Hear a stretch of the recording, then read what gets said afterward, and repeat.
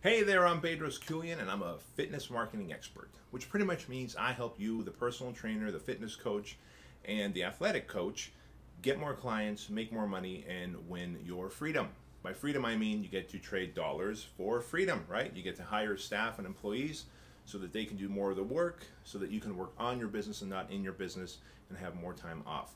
Now, what I want to talk to you about today is something really important and something that most fitness professionals get wrong, and I might be at fault for, for helping you get this wrong.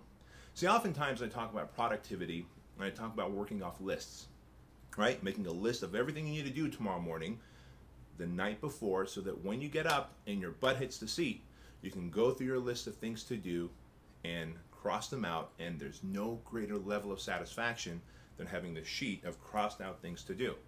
But what I failed to explain to you, even though I help you with marketing your fitness business, is that the number one thing on that list needs to be a personal trainer marketing strategy, right? And so when you structure your list the night before, what you really want to do is put it in order of importance.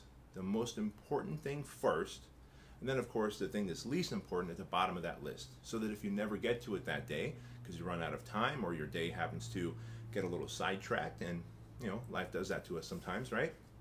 So what I want you to do is put your personal trainer marketing system in there first on your list. Now it could be as simple as calling 5 clients today and asking them how their workouts are going, how they feel their results are, and if they have 3 to 5 people that they can refer to you so that you can reach out to them and give them a free week of personal training or boot camp, right?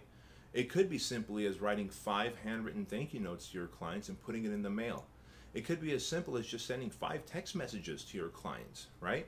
Just 5 of your clients, pick random 5 ones and send them 5 text messages, ask them how they're doing, let them know that you appreciate them and that you'd love to get a referral from them if possible of their friends, family, coworkers.